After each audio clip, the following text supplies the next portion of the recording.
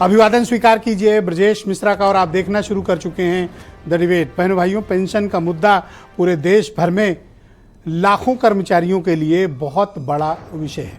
इस मुद्दे को लेकर राजनीतिक, सामाजिक, आर्थिक और नीतिगत मतभेद सरकारों में रहे हैं, चाहे वो केंद्र की सरकार हो या फिर राज्य की सरकार। आपने ओपीएस सुना होगा, ओल्ड पेंशन स्कीम, उसका रिप्लेसमेंट आया एनपीएस, न्यू पेंशन स्कीम।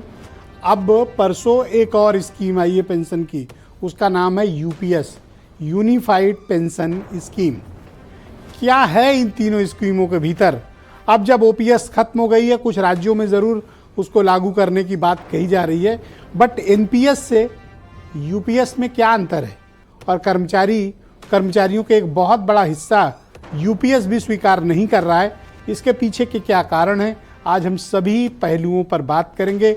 अर्थव्यवस्था पर बोझ से लेकर राजनीतिक, सामाजिक और कर्मचारियों के मुद्दे पर खुली चर्चा आज मैं आमंत्रित करता हूँ।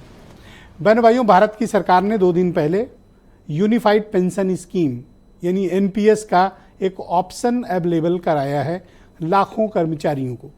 ये सिर्फ केंद्र सरकार नहीं, राज्य सरकारें भी अपने यहाँ इसे अडॉप्ट कर सकती हैं। इसके पहले क्या लागू है? NPS, new pension scheme. तो क्या अंतर है एनपीएस और यूपीएस के बीच? और भारत की सरकार को क्या ज़रूरत आन पड़ी कि जब वो एनपीएस पर फोकस कर रही है तो वो यूपीएस लेकर आई? यूपीएस मतलब यूनिफाइड पेंशन स्कीम। क्या अंतर है इन दोनों में? इन दोनों से तात्पर्य है एनपीएस और यूपीएस। तो जो लोग ओल्ड पेंशन स्कीम के लिए लड़ रहे हैं, दरअसल अब ये बहुत मृगमरीचिका है कि आपको ओपीएस मिलेगी। ओपीएस भूल जाना ही पड़ेगा आपको, ऐसा प्रतीत होता है। तो एनपीएस और यूपीएस में क्या अंतर है? एनपीएस दरअसल कोई फिक्स्ड और अश्योर्ड रिटर्न देने वाला, अश्योर्ड पेंशन की गारंटी वाली स्कीम नहीं है। उसमें जो आपके पैसे लगते हैं, आपके अपने जो पैसे कंट्रीब्यूट करते हैं। और यूपीएस में यह था कि फुली फंडेड बाय गवर्नमेंट था, यानी आपको कोई कंट्रीब्यूशन नहीं देना था, सारा कंट्रीब्यूशन गवर्नमेंट का था। अभी जो एनपीएस है उसमें अश्योर्ड पेंशन आपकी क्या होगी इसकी कोई गारंटी नहीं थी। उसकी गारंटी ये थी कि मार्केट का जो परफॉर्मेंस होगा, यानी म्यूचुअल फंड और शेयर मार्केट में जो पैसे लगाए जाएंगे उससे जो रिटर्न आएगा वो आपको दिया जाएगा। तो नुकसान भी हो सकता है और थोड़े बेनिफिट भी हो सकते हैं, अश्योर नहीं था। और उसमें कंट्रीब्यूशन 10% आपका और 14% सरकार का था, यानी उधर ओपीएस में क्या था, फुली फंडेड था। अब इसमें आपके पैसे कितने रिटर्न मिलेंगे आपको? आप जब रिटायरमेंट होंगे, ग्रेच्युटी तो पूरी मिलेगी, बाकी जो पैसे हैं आपके उसमें भी 60-40 का शेयर है। 60% आपको मिलेगा, 40% आपका जमा रहेगा और उसके पेंशन से आपको मिलेगी, उसके ब्याज से मिलेगा आपको पेंशन। तो ओपीएस में क्या खास, ये यूपीएस में क्या खास बात है? 3 चीज याद रखिएगा, ओपीएस, एनपीएस और अब UPS, unified pension scheme. Unified pension scheme में कुछ बेहतर चीजें करने की कोशिश की गई। कर्मचारी स्वीकार करते हैं, अस्वीकार करते हैं, ये एक अलग विषय, पर एनपीएस को थोड़ा बेटर करने की कोशिश हुई है। क्या बेटर करने की कोशिश हुई है? ओपीएस कहता है कि लास्ट ड्रॉन सैलरी का 50% आपकी pension fixed, fully funded by government. अब कर्मचारियों को वही चाहिए जो उनको 2005 के पहले मिल रहा था, तो वो तो भूल जाइए, वो तो मिलना मतलब अब लगभग नामुमकिन है। परिस्थितियां बदलें, राजनीतिक हालात बदलें तो एक अलग विषय है, पर अभी की स्थिति में नहीं। यूपीएस में इस बात की गारंटी है कि आपको लास्ट 12 मंथ्स की जो बेसिक सैलरी ड्रॉन है उसके एवरेज का 50% अश्योर किया जा रहा है, वो मिलेगा। बाकी जो आपके फंड का एक हिस्सा आपको मिलेगा, बाकी मार्केट में रहेगा और उसी के ब्याज से ही दरअसल आपको पेंशन मिलनी है। ठीक, अब इसमें भी आपको 10% कंट्रीब्यूशन देना है जब तक आप नौकरी में हैं, और 14% कंट्रीब्यूशन गवर्नमेंट का है। तो एनपीएस में क्या नहीं था? अश्योर्ड पेंशन नहीं थी। इसमें क्या है? अश्योर्ड पेंशन गवर्नमेंट देने की बात कर रही है। लेकिन इनके मैथमेटिक्स और कैलकुलेशन बहनों भाइयों बड़े ही कॉम्प्लेक्स्ड हैं, बड़े ही पेचीदा हैं। जैसे एक आईएएस अफसर अगर रिटायर होता है 2005 के बैच के बाद वाला, उसका कैलकुलेशन डिफरेंट रहा है, उसका अलग आएगा कैलकुलेशन, क्योंकि उसका कंट्रीब्यूशन अधिक है। उसकी सर्विस लेंथ मान लीजिए किसी की 30 ईयर की हम रखते हैं, तो उसको बाद में जो उसको फंड मिलेगा उसका 40%, मान लीजिए कोई IAS अफसर है, 30 साल नौकरी करता है, लास्ट ड्रॉन उसकी सैलरी 2 लाख है और 30 ईयर अपनी जॉब करके वो 40,000 रुपये पर मंथ मान लीजिए कि उसका कंट्रीब्यूशन है, तो जाके कितना पहुंचेगा, 6 करोड़ के आसपास। और जब वो रिटायर होगा तो उसको 3 करोड़ 60 लाख के आसपास मिलेगा, बाकी 2 करोड़ 40 लाख उसका मार्केट में रहेगा, यानी फंड में रहेगा। अब इसका 8% आप जोड़ लीजिए, 2 करोड़ 40 लाख का 8% साल का, तो ब्याज कितनी आई आपको, तकरीबन 1,20,000। तो वही तो आपको मिल रहा है, आपका जमा पैसे का ब्याज आपकी पेंशन बन गया। यही है एक्चुअली, ये बात है। अब वो पैसा आपको कब मिलेगा जो आपका 2,40 जमा है, इसका की क्लैरिटी अभी नहीं है, तो काफ़ी कॉम्प्लेक्स्ड इशू है। तो अब यूनियन गवर्नमेंट का अभी फाइनल ड्राफ्ट आना बाकी है, अभी तो हमारे पास सिर्फ प्रश्न नोट है और सरकार के दिए गए बिंदु भी। तो इसकी विस्तृत समीक्षा तब होगी जब इसका कंप्लीट ड्राफ्ट हमारे सामने होगा। ये मैंने एक मोटी तस्वीर आपके समक्ष, एक जनरल पिक्चर प्रस्तुत की है। अब इसके बारे में चर्चा करेंगे विशेषज्ञों से और पॉलिटिकल पैनलिस्ट से। आप कुछ स्टेटमेंट सुन लें, फिर आज की डिबेट को हम आगे बढ़ाएंगे। यूनियन कैबिनेट ने यूनिफाइड पेंशन स्कीम को अप्रूव किया है। ये स्कीम केंद्र सरकार के करीब 23 लाख कर्मचारी, उनको इसका बेनिफिट मिलेगा। 25 वर्ष तक अगर किसी ने काम किया है, सेवा की है, तो उसको फुल पेंशन मिलेगा। यूपीएस है, ये एनपीएस से भी ज्यादा बदतर और खराब है। आप कर्मचारी का ही पैसा अपने पास रखकर ढिंडोरा पीट रहे हैं कि आप पेंशन दे रहे हैं। देश के अर्धसैनिक बल जो रक्षा करते हैं देश की, उनको जो है, क्योंकि वो 25 साल की नौकरी नहीं कर पाएंगे, तो उनको पेंशन के वो हकदार नहीं है। हमें उम्मीद है आज नहीं कल ओल्ड पेंशन स्कीम के लिए भी सब लोग एक साथ हो जाएंगे और भारतीय जनता पार्टी बहुत जल्दी यू टर्न लेने वाली पार्टी बनने जा रही है। जाति गणना पे भी यू टर्न लेगी और ओपीएसपी पे यही यू टर्न होगा भारतीय जनता पार्टी का। जिस दिन हम केंद्र सरकार में आएंगे उस दिन ओल्ड पेंशन स्कीम हम लागू करेंगे। केंद्र की जो ओल्ड पेंशन स्कीम थी उसको लागू क्यों नहीं करें? आप गुनाहगार हैं, आप दोषी हैं ओल्ड पेंशन स्कीम खत्म करने के लिए। हमारा वादा है जिस दिन हम केंद्र में आएंगे ओल्ड पेंशन स्कीम लागू करेंगे। तो बहनों भाइयों, आज की परिचर्चा को आगे बढ़ाएंगे। भारतीय जनता पार्टी के प्रवक्ता हीरो वाजपेयी मेरे साथ इस कार्यक्रम में मौजूद हैं। सुनील साजन समाजवादी पार्टी के प्रवक्ता हैं, सुरेंद्र राजपूत कांग्रेस कमेटी के प्रवक्ता हैं और विजय बंधु जी को मैंने खास तौर पर आमंत्रित किया हुआ है। ये ओल्ड पेंशन स्कीम्स का पिछले लंबे समय से 1 दशक से आंदोलन चला रहे हैं और ये उसके लिए संघर्ष कर रहे हैं। थोड़ी देर में हमें ऑल इंडिया रेलवे यूनियन के महामंत्री शिव गोपाल मिश्रा जी भी हमें ज्वाइन करेंगे और वीरेंद्र जी हमारे स्टेट हेड। आप सभी का स्वागत और धन्यवाद। हीरो वाजपेयी जी, मैं कार्यक्रम की शुरुआत आपसे करता हूं और पहला प्रश्न है मेरा कि जब आप एनपीएस पर फोकस कर रहे थे और एनपीएस के लाभ गिना रहे थे, ओवरनाइट अचानक से आपने उसके लाभ गिनाने बंद करके अब आप यूपीएस लेकर आए हैं। क्या है इस यूपीएस में खास जो एनपीएस में आपने नहीं दिया? देखिए ब्रजेश जी, आपने कहा एक नाइट में स्टैंड बदल दिया, ऐसा नहीं है। 2023 में प्रधानमंत्री मोदी जी ने कैबिनेट सेक्रेटरी और फाइनेंस सेक्रेटरी की उसमें एक कमेटी बनाई और कहा देश में जो पेंशन के संबंध में तमाम असमानताएं आ रही हैं, तमाम लोग ओपीएस और एनपीएस के बीच में भेद में परेशान हैं, ऐसा क्या हो जो देश को भी आगे ले जाए, बोझ भी कम पड़े और लोगों को एक ढंग की पेंशन निश्चित तौर से मिल सके। उसी की ये जो कमेटी की अब रिपोर्ट आई है और उसी के आधार पर ये बना है। केंद्रीय कर्मचारियों की संख्या 23 लाख है और उन 23 लाख लोगों को कैसे लाभान्वित किया जा सके पेंशन के स्वरूप से, इसमें यूनिफॉर्मिटी रहे, एक नियमावली बन जाए। सरकार ने अपना भी अंशदान बढ़ाया है, 14% से लेकर 18.5% कर दिया है और एक निश्चित रूपता ला दी है कि इतनी नौकरी करने के बाद इतनी बेसिक सैलरी रहने का, लास्ट 12 मंथ की जो सैलरी है उसके अनुसार हम पेमेंट करेंगे पेंशन का।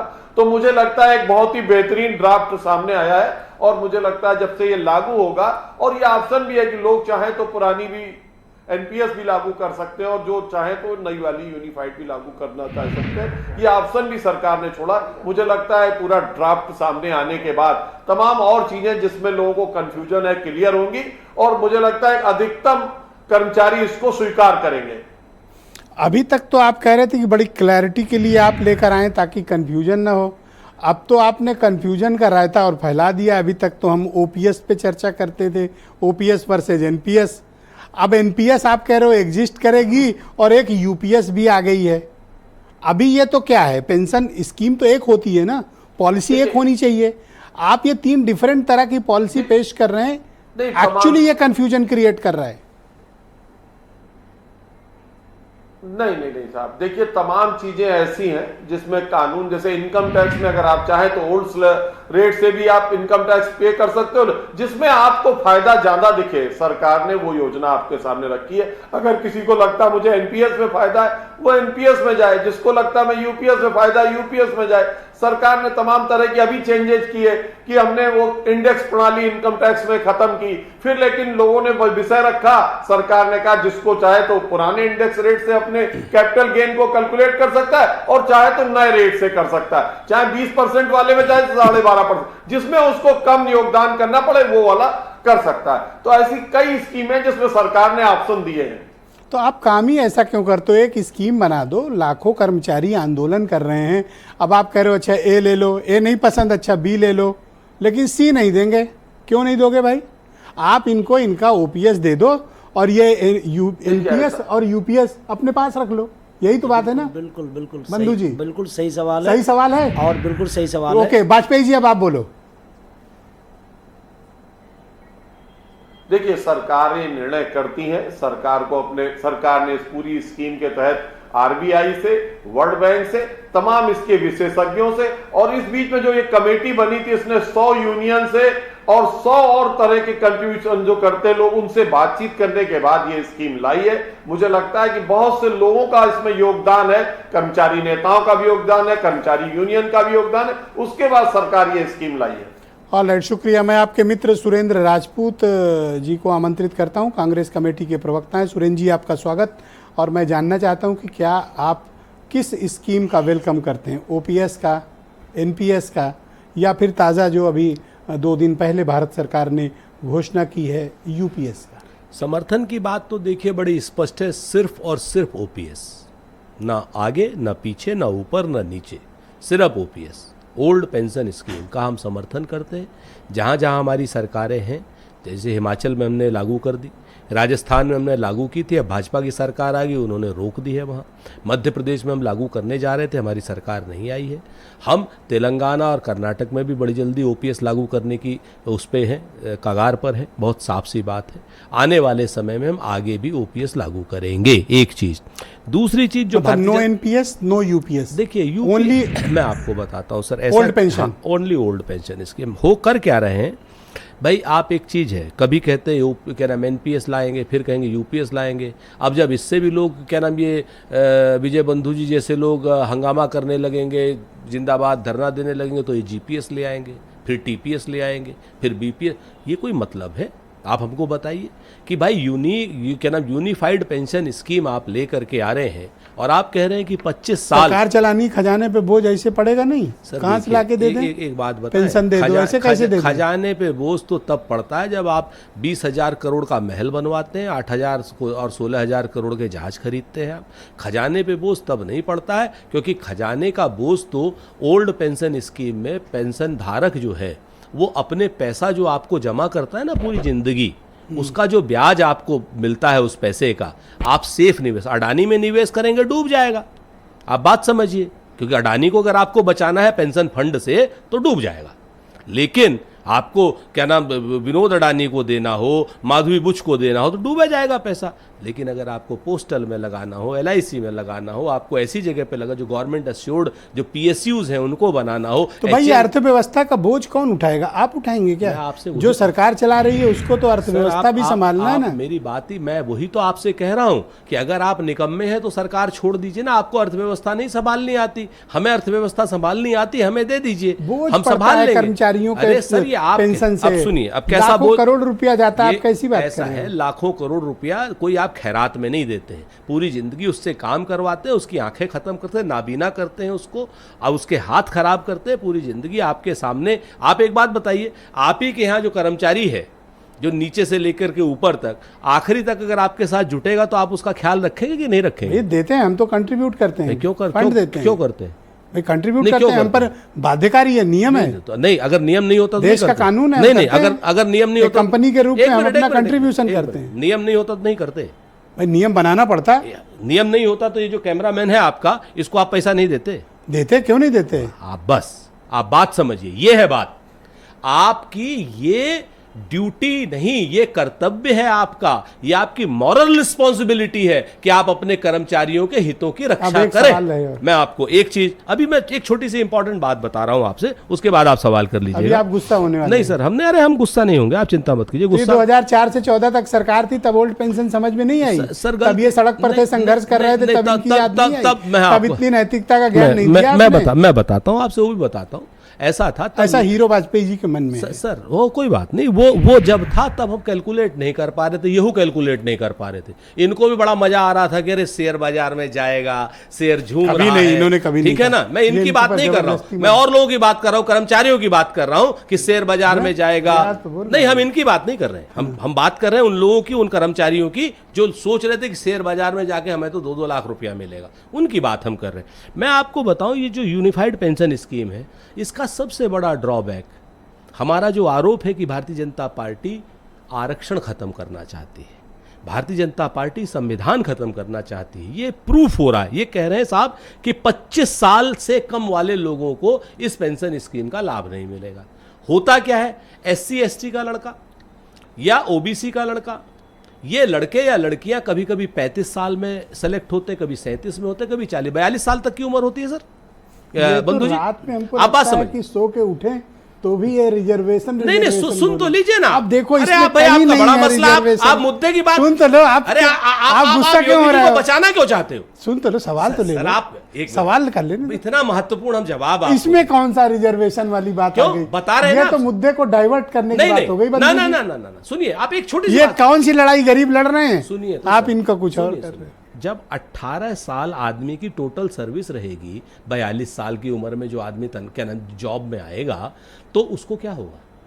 तो आप कमतर क्यों एक आंक रहे हो? मिनट, ऐसा थोड़ी है। जब 35 साल का लड़का मात्र 20 साल में, क्या नाम 22 साल में क्या नाम रिटायर 37 साल का लड़का हो जाएगा, तो उसको पेंशन नहीं मिलेगी ना। तो ये क्यों सोचते हो कि जब एक एज निकलने के बाद ही शेड्यूल कास्ट या OBC का नहीं, ये बच्चा आएगा जॉब वो में? मैं बताता हूँ। 22 साल में भी आ सकता है, 21 में भी आ सकता है। 22 साल में जो आता है वो अच्छी बात है, लेकिन हमने, भारत के संविधान ने उनको 22 से लेकर 42 तक की आजादी दे रखी है। पर आप कमतर मत आको। नहीं, हम कमतर बिल्कुल नहीं आकर सर, हम तो सुनील जी ज्यादा को ले आगे लें। हैं। नहीं आप, लेकिन आप इस सुनील जी चीज को को ले। देखिए कि यूनिफाइड पेंशन स्कीम इनकी यूटर्न पेंशन स्कीम है, और आप यकीन करिए OPS पर आएंगे, क्योंकि हरियाणा का चुनाव था, जम्मू कश्मीर का चुनाव था, डर गए हैं इन्हें कुछ ना कुछ देना आप इसको खारिज करते हैं। इसलिए इन्होंने दिया, और हम इसको टोटली खारिज करते हैं। ऑलराइट, सुनील साजन मेरे साथ मौजूद हैं, समाजवादी पार्टी के प्रवक्ता हैं। सुनील जी, आपका धन्यवाद। मैं आपसे जानना चाहता हूं कि अब एक नई पेंशन स्कीम लेकर सरकार आई है, और उनका कहना है कि ज़्यादा मॉडिफाइड है, हाइब्रिड है, और पेंशन अश्योर करती है कि लास्ट 12 मंथ की जो सैलरी ड्रॉ की है उसके एवरेज का 50% आपको हम सैलरी, आपको पेंशन देंगे। तो अब क्या परेशानी है? अब तो अश्योरिटी एक तो आ ही रही है। देखिए ब्रजेश जी, मैं सबसे पहले आपको, सभी पैनलिस्टों को और आपके कार्यक्रम के माध्यम से करोड़ों लोगों को भगवान श्री कृष्ण की जन्माष्टमी पर आपको बधाई देते हैं, और भगवान श्री कृष्ण से और राधा रानी से प्रार्थना करते हैं कि भारतीय जनता पार्टी को सुदबुद्धि दे दे। और अभी आप दूसरी बात कह देंगे, मैं उस सुदबुद्धि की बात कर रहा हूं जो कांग्रेस को भगवान ने दे दी है, आरक्षण के मुद्दे पर, जाति जनगणना के मुद्दे पर और OPS के मुद्दे पर। अब कांग्रेस वही बात कर रही है जो OPS कर्मचारी OPS चाहते हैं। कांग्रेस हम लोगों के साथ है, लेकिन मैं आपको डाइवर्ट नहीं करना चाहता, पर आपका ये बयान आपत्तिजनक है। क्या इसके पहले कांग्रेस बुद्धिहीन थी? नहीं, सवाल बुद्धिहीन का नहीं है ब्रजेश जी, क्योंकि हम लोग आज कांग्रेस के साथ हैं, लेकिन कांग्रेस एक समय में जाति जनगणना के पक्ष में नहीं थी। कांग्रेस को नहीं लग रहा था कि संविधान खतरे में। कांग्रेस आरक्षण के पक्ष में भी शुरुआती दौर में नहीं थी, लेकिन क्योंकि अब सामाजिक न्याय, सबकी बराबरी की बात ये पूरा इंडिया, ये ह्यूज एलिगेशन है आप पे। नहीं, मैं जवाब दूं। हाँ, आप जवाब दीजिएगा। अरे नहीं, जहां तक सवाल ओपीएस का, यूपीएस का, एमपीएस का है, तो समाजवादी पार्टी के हमारे नेता माननीय राष्ट्रीय अध्यक्ष जी ने साफ साफ कहा है कि ओपीएस के अलावा कोई बात पर समझौता नहीं होगा। और ये केंद्र की सरकार, एनडीए की सरकार, मोदी सरकार जो चाहे सो आप कह लें, इसको 3 मुद्दे पर यू टर्न लेना ही पड़ेगा। एक तो जाति जनगणना पर, अग्निवीर पर और ओपीएस पर। और यह बात मैं इसलिए कह रहा हूं कि आप व्यापारी बनकर के देश नहीं चला सकते। अभी मैं बीजेपी के प्रवक्ता हीरो वाजपेयी जी को सुन रहा था, वो कह रहे भाई हम स्कीम लेके आए, ये पसंद हो ये ले लो, ये पसंद हो ये ले लो। ये सरकार कभी व्यापारी नहीं होती है। ये ना पसंद आए तो ये ले लो, ये ना पसंद आए तो ये ले लो। सरकार की जिम्मेदारी है जो कर्मचारियों को पसंद है। विजय बंधु जी से पूछे ना इनको क्या पसंद है। भाई पसंद के साथ हमको अपनी जेब भी तो देखनी पड़ेगी कि इनको क्या पसंद है। हमें अपनी जेब और संदूक भी तो देखनी पड़ेगी। अर्थव्यवस्था पर इतना बड़ा बोझ आ रहा है, हम कैसे हैंडल करेंगे? और एक दिन तो मुझे सुरेंद्र जी बता रहे थे कि अब लाइफ एक्सपेक्टेंसी यानी जीवन ज्यादा लोग जी रहे हैं, ज्यादा पेंशन ले रहे हैं, कहां से दे सरकार? देखिए ब्रजेश जी, मैं माननीय सुरेंद्र राजपूत जी ने जहां से बात खत्म की मैं वही से उठा रहा हूं। हालांकि बहुत अच्छी बात कह रहे थे कि इस स्कीम में पीडीए के लोगों को पेंशन न देने की भी इनकी एक मंशा है। भाई जो 40 साल की एज पर पिछड़ा भर्ती होगा, 42 साल की एज पर दलित भर्ती होगा, वो तो पेंशन से बाहर। और जो सबसे बड़ी बात है, अर्धसैनिक बल के तो सारे नौजवान बाहर, सारे कर्मचारी बाहर, जो देश की सुरक्षा कर रहे हैं, उनकी सुरक्षा की जिम्मेदारी बीजेपी सरकार की नहीं है। ये कौन सा न्याय है भाई? ये कौन सी स्कीम है? भांग खा के लाए हैं क्या? कौन सा? लेकिन आप ये भी तो बताओ कि अर्थव्यवस्था पर जो बोझ पड़ेगा, देश की प्रगति, देश का विकास, विकसित भारत की बात बीजेपी करती है, तो देश का विकास भी तो उसे करना है। सत्ता में है वो, तो पैसा कहां से आएगा उसकी भी चिंता तो बीजेपी ही करेगी ना, मतलब उनके नेतृत्व वाली सरकार। अर्थव्यवस्था और जो आर्थिक बोझ है, अगर माननीय प्रधानमंत्री जी 16,000 करोड़ के जहाज पर चलेंगे, भवन बनाएंगे, या उसमें सारे नेता हैं, उनकी गाड़ी, उनका प्रोटोकॉल, उनके साधन संसाधन, वो भी तो देश बर्दाश्त कर रहा है ना, तो ये भी देश बर्दाश्त करेगा। बर्दाश्त तो सर प्रोटोकॉल का हिस्सा है। अब कोई टेम्पू से तो नहीं चलेगा, कोई मिनिस्टर कोई टेम्पू से तो नहीं चलेगा सर। नहीं तो केवल कर्मचारियों के, वाजपेयी जी रुकिएगा, आऊंगा आपके पास।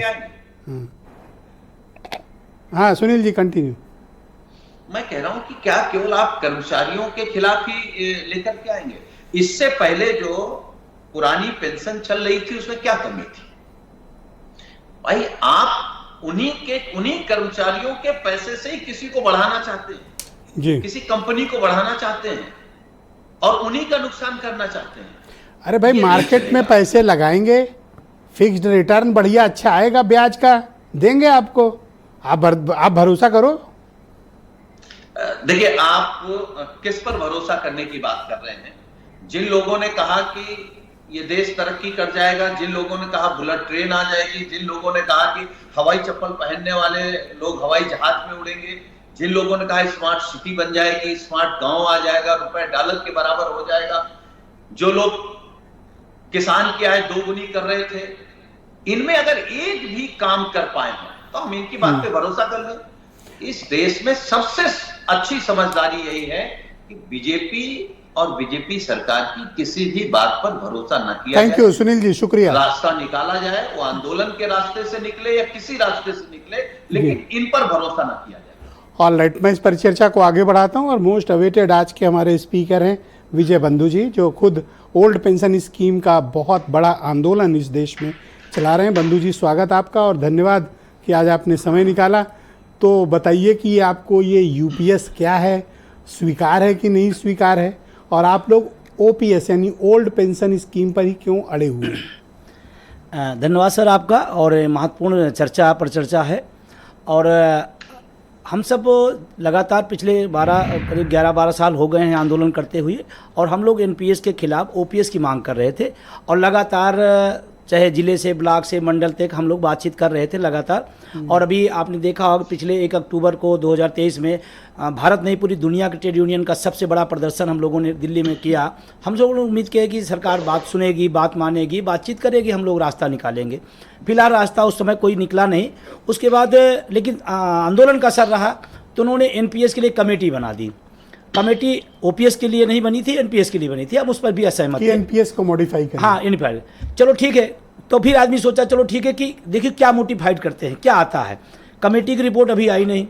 कमेटी के लिए जो लोग पीड़ित थे उनसे कोई चर्चा पर चर्चा की नहीं गई। कमेटी की रिपोर्ट नहीं आई अभी, कोई रिपोर्ट नहीं आई। कमेटी की रिपोर्ट नहीं आई, न रिपोर्ट हम लोग के सामने आई, उसमें अच्छा क्या किया, बुरा क्या किया। और उसके पहले यूपीएस आ गया, मतलब कमेटी की रिपोर्ट। और कमेटी के जो चेयरमैन हैं, जो पूर्व वित्त सचिव कह लीजिए, आप कैबिनेट हो गए, शायद उस कमेटी का इनाम हमको मिलने के बजाय उनको मिल गया, वो कैबिनेट सचिव हो गए।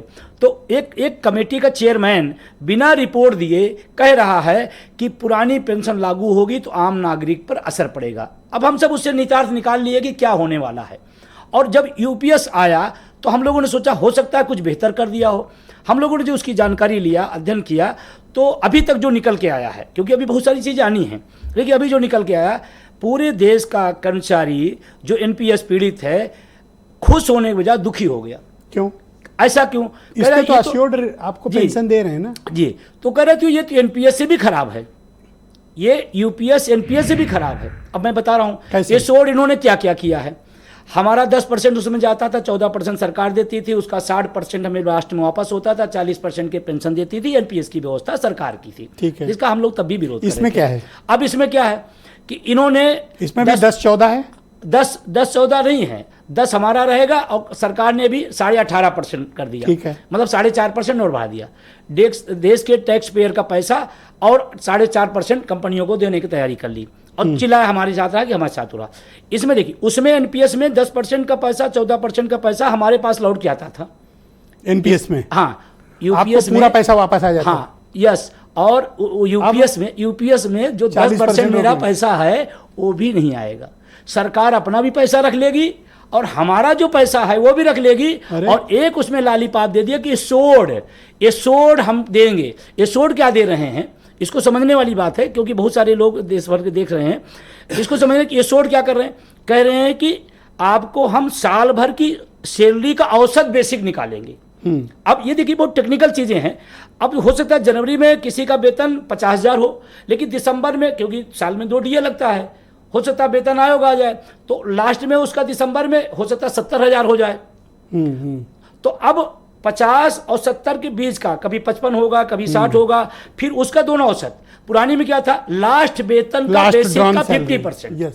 अब औसत जब निकालेंगे तो 50 तो निश्चित रूप से कम होगा, और 10% हमारा मार भी लिया उन्होंने, मतलब उसी के नाम पे 10% हमारा जब्त कर लिया, और उधर औसत निकाल के हमको दे दिए। तो इसलिए कहा जा रहा ये है। दूसरा इसमें आया, ये जो आपका 40% फंड रोकेंगे जी, इसी का औसत ब्याज 8% मान लें, वही तो आपको पेंशन में आएगा। नहीं, हम एनपीएस की बात कर रहे हैं, उसमें था मैं यूपीएस में जो पैसा मेरा जमा होगा, जो सरकार का जमा होगा, वो सब सरकार का हो गया। मुझसे इंश्योर्ड के नाम पर वो भी छीन लिया गया। अच्छा, आपको कब वापिस होगा? मतलब वापस ही नहीं होगा। मतलब मैं कहना नहीं चाहता, बट मान लीजिए कि एम्प्लॉय की मृत्यु हो जाती है तो उसकी फैमिली को कुछ पेंशन मिलेगी, लेकिन वो फंड कब मिलेगा वापिस? फंड नहीं है, फंड इसमें खत्म सर। अब तो फंड क्या? अब फंड में बता रहा हूँ गया जीरो। अब मैं बता रहा हूँ फंड, अब मैं बता रहा हूँ सर, ये बहुत महत्वपूर्ण चीज है। ये तो नहीं होना चाहिए। ये देखिए, अब उसमें इन्होंने क्या कर दिया, इन्होंने कहा कि नहीं, वो बाद में आप जब रिटायर होंगे तो 6 महीने की सैलरी मैं आपको उठा के दे दूंगा। अब मीडिया में आ गया, दे देंगे हम 1 मुश्त देंगे। अब मीडिया में आ गया, लोग वाह वाह बहुत अच्छा सरकार ने निर्णय ले लिया।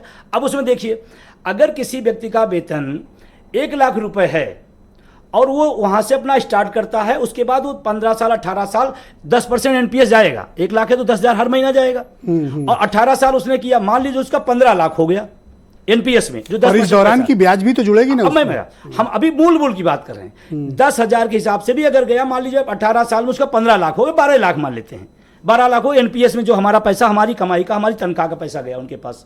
अब 12 लाख रुपए रख लेंगे और लास्ट के 1 लाख सैलरी हमारी रहेगी, तो 6 महीने के 6 लाख हमको वापस कर देंगे। मतलब गजब का तमाशा है। मतलब 12 लाख जब्त करेंगे, 6 लाख दे देंगे। उसमें भी कह रहे हैं आप लोग ताली बजाइए, आप लोग खुशियां मनाइए, आप लोग माला पहनाइए हमको। आपको मैं सर बताना चाहता हूं, इतनी बड़ी योजना अगर आती है जिसको ऐतिहासिक बताया जा रहा, देश के कोने कोने में कर्मचारी ढोल बजाता, मिठाइयां बांटता। क्या रिस्पॉन्स है कर्मचारी? एक आदमी, एक कर्मचारी इस बात को लेकर और संशकित हो गया। पर ट्रेड यूनियन लीडर्स मैंने देखा चीफ प्राइम मिनिस्टर से मिले थे, कुछ लोग प्रेस भी कर रहे थे इसको। अब प्रेस इसलिए मैं कह रहा हूं कि मैं इसलिए बात कर रहा हूं कि जब एनपीएस लागू हुआ तब भी तमाम सारे लोग जो ओपीएस ले रहे हैं उस एनपीएस की भी तारीफ किए। आज वही लोग हैं जो ओपीएस ले रहे हैं वो यूपीएस की भी तारीफ कर रहे हैं।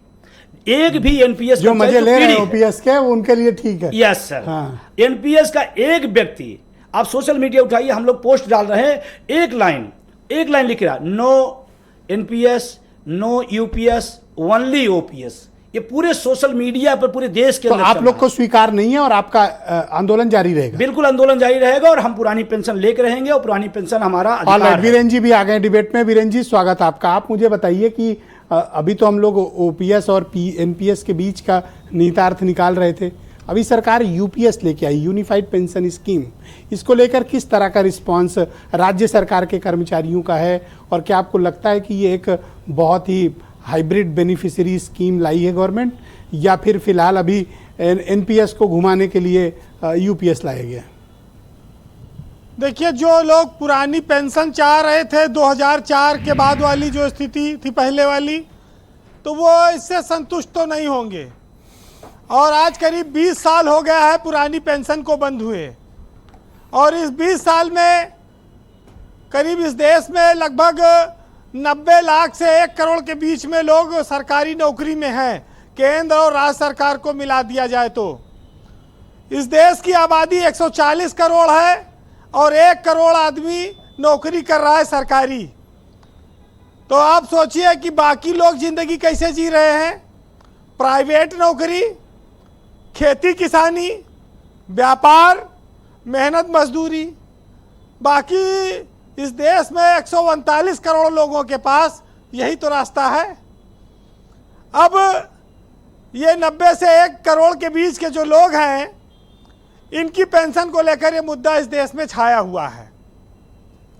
अगर पुरानी पेंशन बहाल करना होता तो 20 साल में कई सरकारें आई और गईं, वो कर देती, लेकिन शायद अब पुरानी पेंशन बहाल करना इतना आसान नहीं है, जबकि कर्मचारियों की संख्या लगातार घट रही है। अगर सरकार चाहे तो इस देश में 80 करोड़ से ज़्यादा लोगों को जो मुफ्त राशन दे सकती है, वो 1 करोड़ लोगों को पुरानी पेंशन नहीं दे सकती, वो दे सकती है। लेकिन जेके पेट भरा है, जो बड़े बड़े आईएएस अफसर हैं, बड़े बड़े सलाहकार हैं सरकारों में, जो एसी में बैठकर ये सब योजनाओं पे डिस्कशन करते हैं, वो सिर्फ अपनी आय और अपनी चीज़ों का ध्यान रखते हैं। दूसरों का दर्द दुख उनको कम दिखाई पड़ता है, और यही वजह है कि लोग पुरानी पेंशन चिल्ला रहे हैं और ये कह रहे हैं कि अब एनपीएस था, अब यूपीएस आ गया, इस पर बात करो। तो समस्या ये है कि जो चीज़ मांगी जा रही वो नहीं मिल रही है।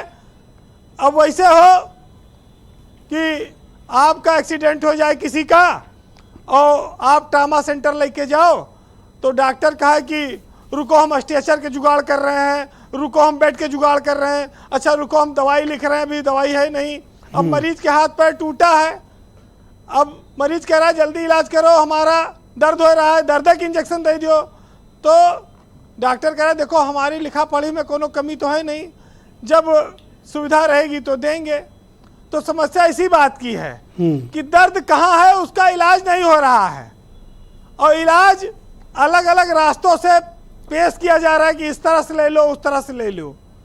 ब्रजेश जी, अगर 1 करोड़ लोग भी पेंशन पा रहे हैं तो उस परिवार में अगर आप 4 आदमी भी जोड़ लो तो 4 करोड़ लोग तो प्रभावित होते हैं। पेंशन हमारे देश में बुढ़ापे का बहुत बड़ा सहारा मानी गई। तमाम परिवारों में बच्चों के भविष्य पढ़ लिख कर इसी पेंशन से बना। इसी पेंशन से शादी ब्याह, तीज त्योहार, होली, दिवाली मनाई जाती है।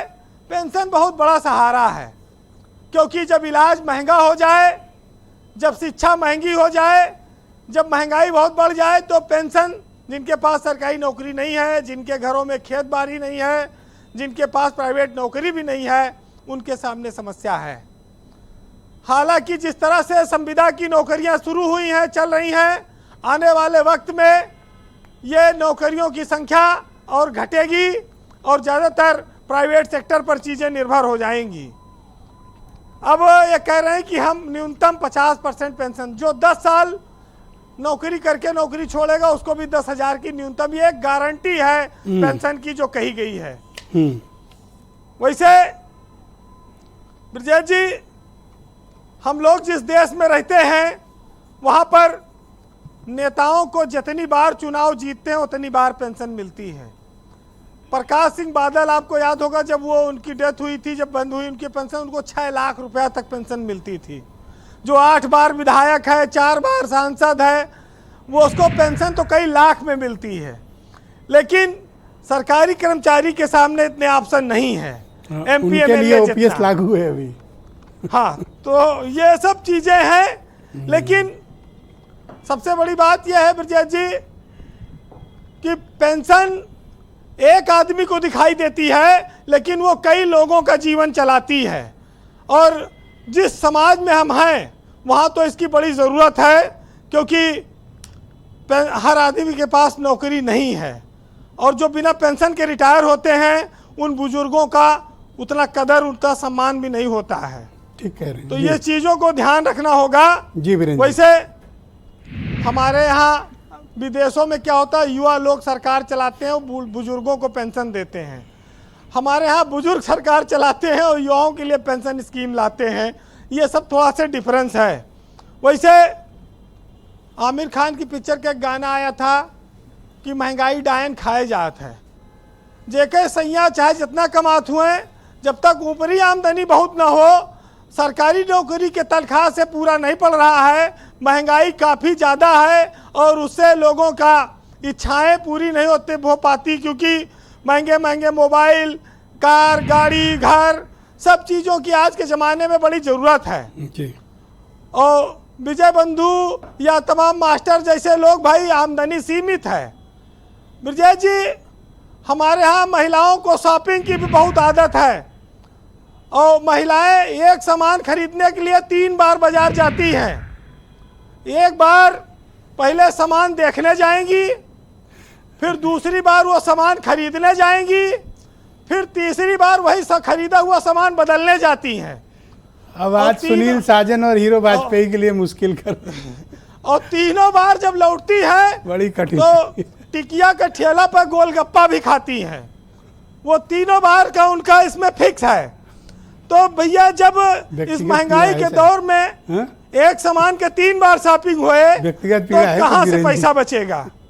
बहरहाल पुरानी पेंशन को हम लोग एक चादर मानते हैं जी।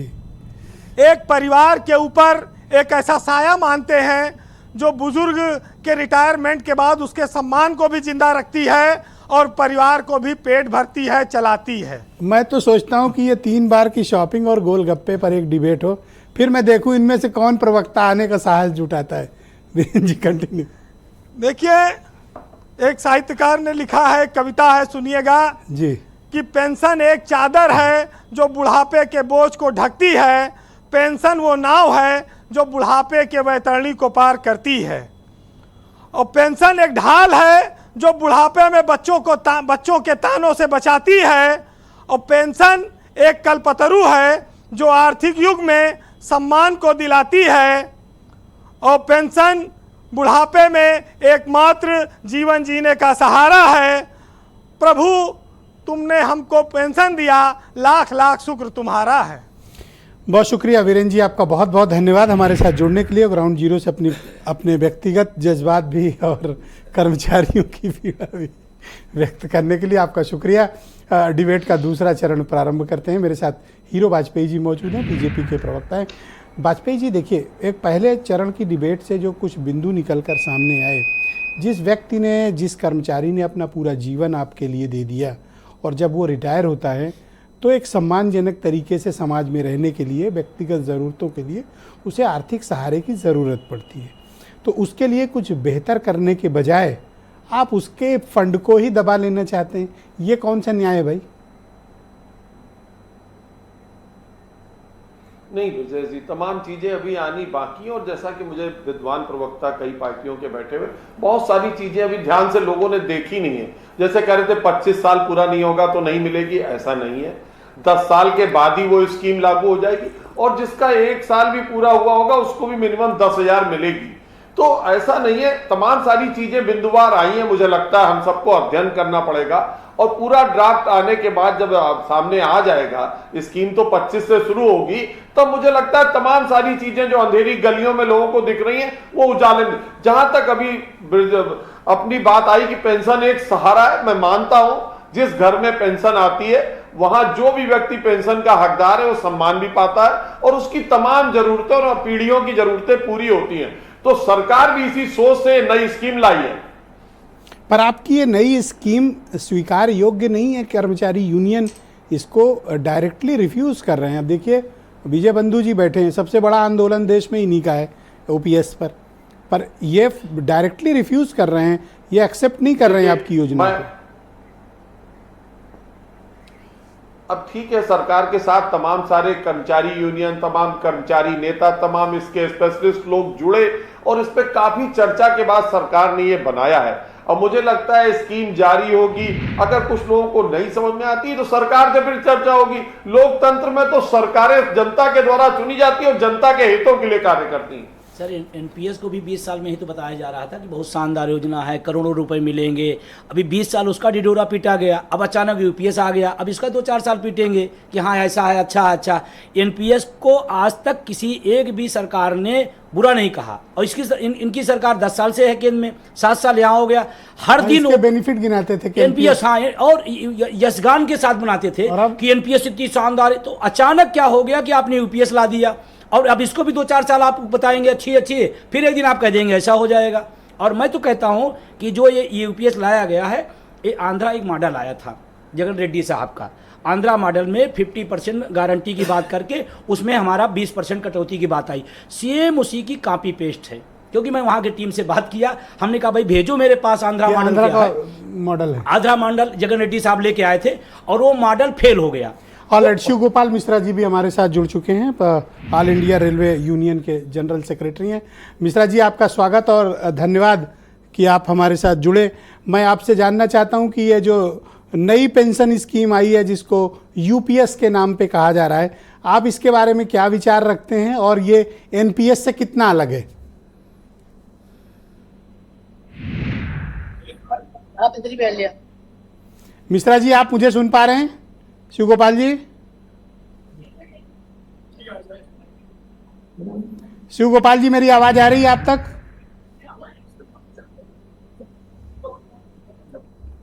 ओके, वो मेरे से कनेक्ट अभी मैं उनको करूंगा तो वापस जोड़ूंगा। सुरेंद्र जी, आप मुझे बताइए कि सरकार का कहना है कि हम 50% प्लस डीए, ये तो अश्योर्ड दे ही रहे हैं ना आपको? कहाँ से दे रहे हैं? अभी आपने ड्राफ्ट अभी कह रहे हैं हीरो वाजपेयी जी ड्राफ्ट आएगा। अश्वनी वैष्णव ने ये इतनी जल्दबाजी में किया। अभी आप छोड़ दीजिए, 1 मिनट, अच्छी है बुरी है, बुरी है, हम तो ओपीएस चाहते हैं, लेकिन अश्वनी वैष्णव ने बगैर पूरा ड्राफ्ट आए हुए ये क्या नाम मीडिया में लागू क्यों की? ये इनका डर दिखा रहा है ना कि आने वाले समय में हरियाणा में चुनाव है, और कमेटी की रिपोर्ट भी आने वाले समय में जम्मू कश्मीर में चुनाव है, महाराष्ट्र में चुनाव है, झारखंड में चुनाव है।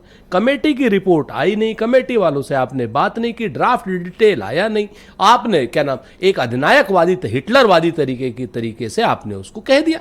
ये नॉनसेंस है ना। आप मेरे को बताइए, एक आपने कमेटी गठित की इन लोगों के साथ में, उसका कहा कि साहब उनसे बातचीत करके हम बात करेंगे।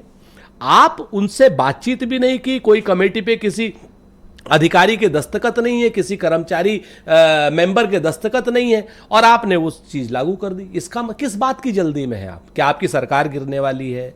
नरेंद्र मोदी जी ज्यादा वृद्ध हो गए हैं क्या? उनको आपको बदलना है? मध्यावधि चुनाव आने वाले हैं? आखिर मतलब ऐसी आफत क्या आ गई अचानक से कि आपने बगैर ड्राफ्ट के आपने योजना लागू कर दी? ये सरकार की जो जल्दबाजी है, ये अपने आप में बीसों संदेह पैदा कर रही है। बाकी इसके प्लस माइनस तो एक ये अलग। स्कीम गलत है कि आप सरकार पर संदेह कर रहे हो? ये स्कीम अपने आप में इसलिए गलत है कि कर्मचारियों का हक है कि जब जो कर्मचारी आपको आपके ऑफिस में पूरी जिंदगी दे, उस कर्मचारी की पूरी जिंदगी की रक्षा करना, सुरक्षा करना, सामाजिक सुरक्षा करना, आर्थिक सुरक्षा करना आपका कर्तव्य है, और आप करते हैं इस चीज को। आप तो और लोगों के लिए भी करते हैं, उस पत्रकार के लिए भी करते हैं जो मिर्जापुर में बेचारा जायसवाल मर गया, आपने तो उसके लिए भी पैसा भेजा ना। आप बात समझिए, आपके यहां छापा पड़ा हुआ था लेकिन आपने उसको पैसा भेजा, क्यों? क्योंकि मानवता थी, आपकी एक जिम्मेवारी आपको लग रही थी कि पत्रकार के प्रति मेरी जिम्मेवारी है। तो सरकार अर्थव्यवस्था देख के करेगी ना, मानवता का क्या करेगी? अरे बाप रे बाप, सरकार अगर मानवता नहीं तो ऐसी सरकार पर थू है। ऐसी सरकार को तो 1 सेकंड से कम समय में भी चले जाना तो आप चाहिए। ये अश्योर करते हो कि अगर आपकी पार्टी की सरकार आती है या गठबंधन की आती है तो आप ओपीएस लागू कर दोगे? हम निश्चित तौर पर 2 बातें कहते हैं कि हम ओपीएस लागू करेंगे, और जो कुछ भी लागू करेंगे वो कर्मचारियों के यूनियन से 100% बात करके करेंगे, और ओपीएस के लिए कमिटेड हैं? संतुष्टि के साथ करेंगे, और ओपीएस के लिए हम कमिटेड। ओके, शिव गोपाल मिश्रा जी, आप मुझे सुन पा रहे हैं सर? हाँ, सुन रहे हैं ब्रिजेश भाई। आप सर, आपको नमस्ते, और मैं आपसे जानना चाहता हूं कि ये एनपीएस के बजाय अब यूपीएस लाया गया है, नई पेंशन स्कीम, और आप उस कमेटी और उस मीटिंग में भी आप प्राइम मिनिस्टर के साथ मौजूद थे, तो मैं आपसे जानना चाहता हूं कि एनपीएस से क्या अलग है यूपीएस में, और आप इसे स्वीकार करते हैं या नहीं? देखिए, एनपीएस तो नो पेंशन स्कीम थी और ओपीएस थी।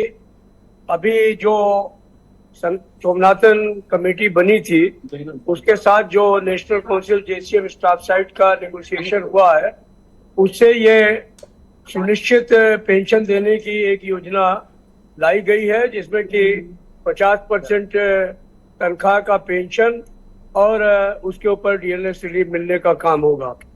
तो फैमिली पेंशन भी 60% मिलेगी और 10,000 रुपये मिनिमम पेंशन भी मिलेगी डीएलएस रिलीफ के साथ।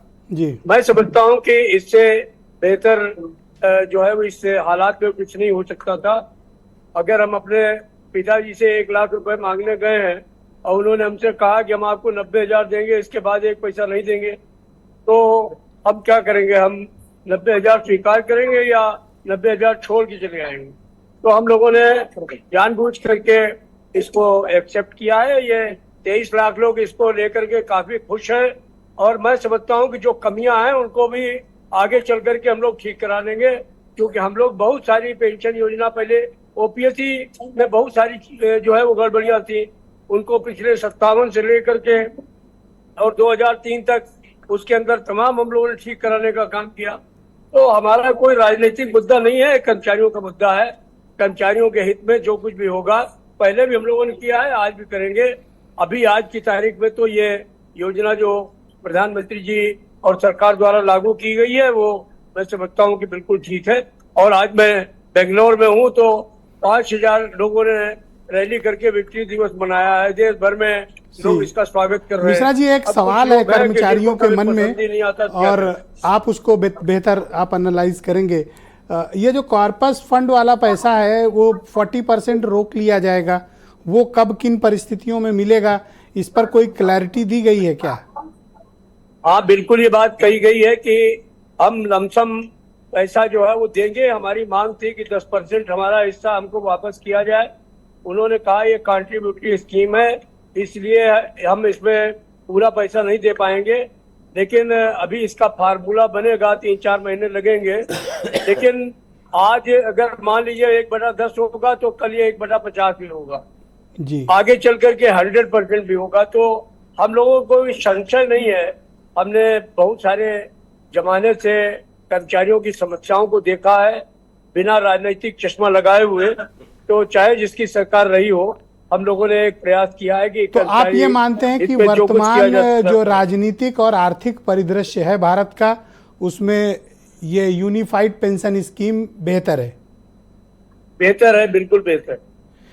और राइट सर, हमारे साथ प्लीज जुड़े रहिएगा। समाजवादी पार्टी के प्रवक्ता सुनील साजन हमारे साथ मौजूद हैं। सुनील जी, मिश्रा जी की भी बात आपने सुनी, उन्होंने इस स्कीम के कुछ फायदे भी गिनाए, बीजेपी का पक्ष भी सामने आया। तो जब 50% प्लस डीए अश्योर किया जा रहा है तो फिर किन मुद्दों पर एतराज है? देखिए ब्रजेश जी, एक तो अगर मैं बीजेपी की बात करूं तो बीजेपी खुद अभी दुविधा में है। बीजेपी के प्रवक्ता बता नहीं पा रहे हैं कि कमेटी की रिपोर्ट क्या आई, ड्राफ्ट कैसे तैयार हो गया। वो ये नहीं बता पा रहे हैं कि देश भर में कर्मचारी खुश क्यों नहीं है, क्यों अभी भी नाराज है।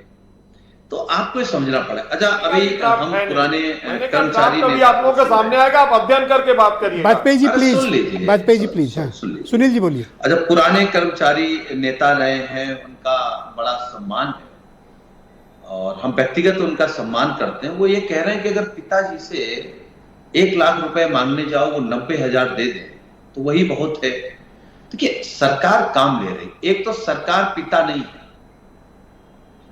कर्मचारी अपना हक मांग रहा है और उसका अपना ही पैसा जमा हुआ तो पापा से मांगने गया है, और अपना जमा पैसा पापा से मांगने गया है। भाई, अपना जमा पैसा वापस करिए। नहीं सर, कैसी बात कर रहे हैं? तो वही अभी जब मैं विजय बंधु जी को सुन रहा था और जब आपने भी सुना तो आप भी चौंके, और हम लोगों को क्योंकि इतने विस्तार से जानकारी नहीं थी तो हम लोगों को भी लगा रहे सरकार तो कर्मचारियों के साथ बहुत बड़ा धोखा कर रही है। तो इस धोखे का बस एक ही रास्ता है, ओपीएस, पुरानी पेंशन स्कीम। समाजवादी पार्टी पुरानी पेंशन स्कीम, और इससे कम आपको कोई स्वीकार नहीं, चाहे एनपीएस लगा दें, चाहे यूपीएस लगा दें, चाहे सीपीएस लगा दें, आपको चाहिए ओपीएस। ऑप्शन पर नहीं आ रहे, हम कर्मचारियों के साथ खड़े हैं क्योंकि इनकी बेईमानी की जो मंशा है उसको हम लोग बेहतर। धन्यवाद सुनील जी, शुक्रिया। अब मैं चाहता हूं कि विजय बंधु जी को लाया जाए, क्योंकि शिवगोपाल जी ने कुछ इसके बेनिफिट्स भी बताए हैं और विजय बंधु जी इससे बिल्कुल कंट्रास्ट ओपिनियन रखते हैं। विजय बंधु जी, आपने शिवगोपाल जी की बात सुनी, वो प्राइम मिनिस्टर साहब के साथ भी मीटिंग में थे और वो इसके बेनिफिट्स भी गिना रहे हैं, कह रहे हैं हाँ कुछ थोड़ी बहुत कमी है बट हम आने वाले समय में उसे ठीक कर लेंगे। अब आप बताइए। देखिए, दोनों लोग को स्क्रीन पे लिया जाए। बिल्कुल मिश्रा जी हमारे आदरणीय हैं, हम उनका सम्मान करते हैं, लेकिन मैं बताना चाहता हूं कि एनपीएस जब लागू हुई तब भी तमाम तरह की बातें ऐसी ऐसी कही गई थी और लोगों ने कहा ये बहुत शानदार योजना है, लाखों रुपए मिलेंगे, ये मिलेंगे। सरकार बताई और सरकार के तमाम सारे लोग बताए और आज उसका हरास क्या है, 1200 रुपये, 1800 रुपये। आज हम आप ये नहीं कह सकते कि 1800 रुपये मिलेगा, मिल रहा है।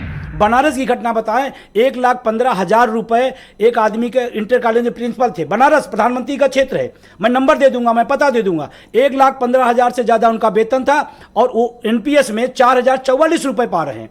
लेकिन इसी 444 रुपए को बताया गया लाखों रुपए मिलेगा। उस समय भी इसकी तारीफ की गई, उस समय सरकार ने भी इसकी तारीफ की, सरकार के कुछ नुमाइंदे लोगों ने तारीफ किया और मेरी 4,044 रुपए, ये उदाहरण है। और एक नहीं, हजारों रेलवे में तमाम ऐसे लोग हैं जो एनपीएस में 1200-800 रुपए पा रहे हैं और तब भी कहा गया स्कीम बहुत शानदार है, हम इसका स्वागत करते हैं। लेकिन नतीजा क्या निकला? इसका मतलब 20 साल में जो बताया गया वो नहीं हुआ, तभी तो यूपीएस आया। अगर अच्छा होता, बेहतर होता, मिलता तो यूपीएस की। तो मिश्रा जी ने बताया ना 50%। अब मैं बता रहा हूं, ये बयान जितने लोग देते हैं सब ओपीएस खुद ले रहे हैं। मैं बहुत क्लियर करना चाहता हूं, जो खुद ओपीएस ले रहे हैं वो लोग इस तरह का बयान देते हैं। एक भी एनपीएस का रिटायर्ड हो चुके हैं सर, एक भी एनपीएस का व्यक्ति इसकी तारीफ नहीं कर रहा है। हम ओपीएस ले और एनपीएस की तारीफ करें, हम ओपीएस ले हम यूपीएस की तारीफ करें, ये तो दोहरी बातें हो गई। दूसरी बात मैं आपसे कहना चाहता हूं, उन्होंने कॉम्प्लेक्स सिचुएशन में केंद्र सरकार से बात करके शिवगोपाल जी और बाकी ट्रेड यूनियन लीडर ने एक रास्ता निकाल के दिया है। इस रास्ते में और क्या आपको? वीरेंद्र भाई ने बहुत अच्छी बात की। सर मैं दूंगा समय आपको, एक बात कही, मैं निश्चित समय दूंगा। बात कही थी, आप विजय बंधु की बात सुन, दर्द है उससे नहीं पूछा जा रहा। एक करोड़ से ज्यादा एनपीएस कर्मचारी हैं जिसका नेतृत्व करते हैं, पूरे देश में सबसे बड़ा आंदोलन चलाया है। इस सरकार ने कोई बात नहीं की। जिसको पीड़ा है, जिसको जो बीमार है उससे उसके दवा नहीं पूछी जा रही, जो नहीं बीमार उससे दवा पूछी जा रही है। कंसल्ट किया दूसरी चीज मैं एक चीज और कहना चाहता हूं, हम कहते हैं इसका सोल्यूशन अगर सरकार निकालना चाहती है तो आपने भी, हमने भी, सबने मंत्री का बयान सुना था। मंत्री जी ने क्या कहा था बयान देते समय ड्राफ्ट के? उन्होंने कहा कि जो लोग एनपीएस में रह सकते हैं एनपीएस में रहें, जिनकी इच्छा हो वो यूपीएस ले ले। ये मंत्री जी का बयान है, आप दिखा सकते हैं।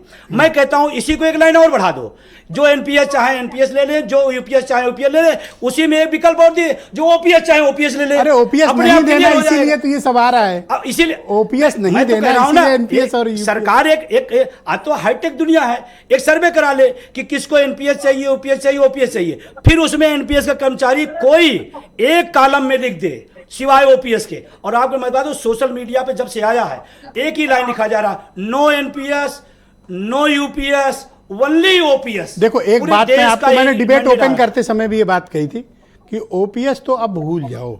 नहीं सर, अभी मैं आपसे, अगर अब जैसा कि ये लोग कमिट कर रहे हैं, ये कभी सत्ता में आए तो। ये आंदोलनों का असर था, जो प्रधानमंत्री 10 साल से एक बार भी कर्मचारी विषय पर नहीं बोले, ये आंदोलनों का असर था। हमारी टीम, हमारे लगातार लोग कह रहे हैं, अभी ये आए हैं एन से यू पर, अभी संघर्ष और बढ़ाएंगे, ओ पे आएंगे। ओके, शिव गोपाल मिश्रा जी आप कुछ कह रहे थे सर, 2 मिनट का वक्त है सर, आप अपनी बात। मैं ब्रिजेश भाई ये कह रहा था कि एक तो बंधु जी की जो ये बात है कि लोग 800 रुपए, 1200 रुपए और 1800 रुपए पा रहे थे, ये बिल्कुल सही है। अगर ये ना होता तो एनपीएस की जगह यूपीएस आता क्यों? दूसरी बात यह है कि जब हम लोग जो है वो करीब 32 लाख केंद्रीय सरकार के कर्मचारियों को रिप्रेजेंट करते हैं, और उसमें ओपीएस वाले लोग भी हैं और एनपीएस वाले लोग भी हैं। अभी यूपीएस आएगा तो उसके लोग भी हो जाएंगे। वी आर लीडर्स, आप मतलब जो सेक्टर ऑफ एम्प्लॉइज हैं उनका हम लोग नेतृत्व करते हैं, और ऐसे नहीं करते हैं, चुनाव के जरिए करते हैं। तो मैं ये कह रहा हूँ कि बार बार ये बात जो कही जाती है कि ओपीएस वाला कोई नहीं था, अरे भाई जो नेता है वही ना रिप्रेजेंट करेंगे उनको। सर मैं उसमें जाना नहीं चाहता, हमारे उनको जो कंप्लीट लोग कर हैं, लेंगे। हम उनके लिए लेकर के बात जा रहे हैं। एक बात तो यह है कि we are representative of those people, जो भी जेसीएम स्टाफ साइड है वो सारे केंद्र सरकार के कर्मचारियों की मिली। तो सर आप सहमत हैं और आपका मानना है कि यूपीएस बेस्ट है और वही एक विकल्प बचा है? मैं बेस्ट की बात नहीं कर रहा हूँ, मैं ये कह रहा हूँ कि वर्तमान परिस्थितियों में यूपीएस जो है उससे अच्छा सोल्यूशन कोई नहीं हो सकता था। हम लोगों ने स्वीकार किया, इसकी जो कमियां हैं उनको आने वाले समय में दूर कराएंगे। उससे भी हम लोग जो है पीछे भागने वाले लोग नहीं है।